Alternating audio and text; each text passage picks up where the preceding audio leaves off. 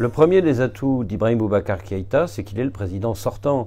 Et au Mali, c'est un plus. Quand vous occupez le palais de Koulouba, vous disposez de moyens que n'ont pas vos adversaires, notamment en milieu rural. L'autre atout, c'est qu'Ibeka a une forte implantation électorale dans les zones les plus peuplées du pays, au sud, notamment dans ses fiefs de Sikasso, de Koutiala, de Koulikoro, là où il avait fait le plein des voix en 2013. Alors, sur le plan sécuritaire, son bilan est contesté, évidemment, notamment dans le centre du pays, où l'insécurité a gagné du terrain.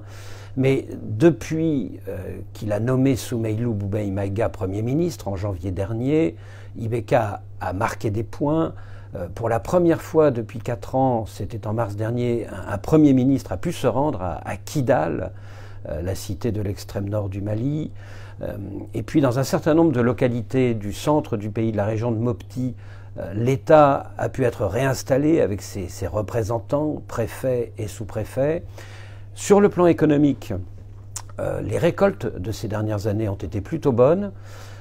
La production de l'or a augmenté, la production du coton, l'or blanc, a aussi augmenté, puisque le Mali est redevenu le premier producteur de coton de la région. En 2007, le président sortant de l'époque, Amadou Toumani Touré ATT, avait réussi à être réélu dès le premier tour. On devine qu'Ibeka vise la même performance le 29 juillet prochain. Simplement, en 2007, c'était la paix. Aujourd'hui, le pari reste très difficile à gagner. Le premier des atouts de l'opposition, c'est le bilan Ibeka qu'elle conteste avec virulence. D'abord le bilan sécuritaire avec les troubles qui ces 2 dernières années ont gagné le centre du pays, avec notamment des conflits sans précédent entre communautés. On pense notamment aux communautés Peul et Dogon. Ensuite est arrivé ce 29 juin par les terroristes l'attaque du quartier général du G5 Sahel à Sévaré. Et à ce moment-là, le général Didier Dacko, le général malien commandant le G5 Sahel, a été limogé à la demande du Tchadien Idriss Déby et du Mauritanien Mohamed Ould Abdelaziz, ce qui tombe très mal pour le régime, évidemment. Autre bilan sur lequel l'opposition essaye de marquer des points, c'est le bilan en matière de bonne gouvernance. Il y a cette affaire de corruption, c'était au début du quinquennat d'Ibeka, avec cette affaire de matériel militaire surfacturé qui a éclaboussé le régime. Il y a aujourd'hui des chefs religieux comme le wahhabite Mahmoud Dicko qui s'éloigne du régime Ibeka à cause de ce soupçon de corruption, alors qu'en 2013, ils avaient soutenu le candidat Ibeka. On voit donc que l'opposition essaye de surfer sur ce bilan et de gagner des points, notamment à Bamako, au vu des manifestations en faveur de plusieurs candidats de l'opposition ces 2 derniers mois à Bamako. On sent en effet que c'est un discours qui prend. Mais attention, il n'y a pas que les grandes villes au Mali, il y a aussi le milieu rural, il y a aussi les villages où Ibeka espère garder de fortes positions. Évidemment, ce n'est pas simple, puisque face au président sortant Ibeka, il y a 23 candidats.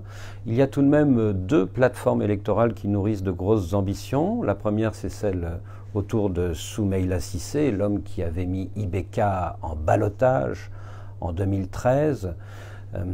Alors, il n'est pas du sud comme Ibeka, hein. Il est du centre-nord, de Niafounké, d'une région qui est moins peuplée, mais on l'a vu à son meeting du mois de mai dernier, il rassemble beaucoup de monde à Bamako et il est soutenu par 2 personnalités politiques influentes, le très réseauté Thiébil Dramé du Parena et l'ex-animateur radio Ras Bat qui est très populaire à Bamako.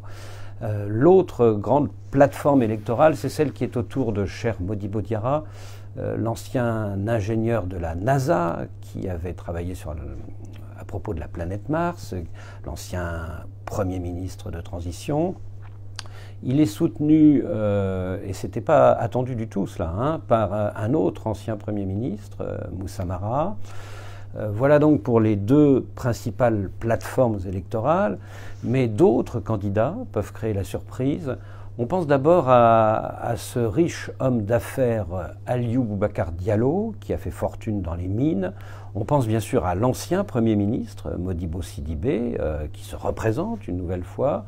On pense à l'ancien général Moussa Sinko Koulibaly.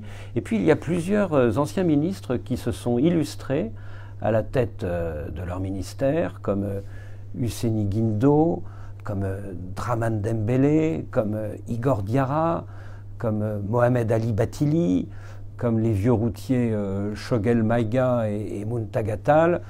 Et puis il y a bien sûr la seule femme en lice pour cette présidentielle malienne, Djeneban Diaye, qui est aussi une femme d'affaires. Donc voilà, vous avez donc 23 candidats face à Ibeka. A priori, évidemment, tout ça est très éclaté, mais il y a 2 tours, et si jamais le président sortant est mis en ballottage, eh bien, au second tour, toutes les combinaisons politiques seront possibles.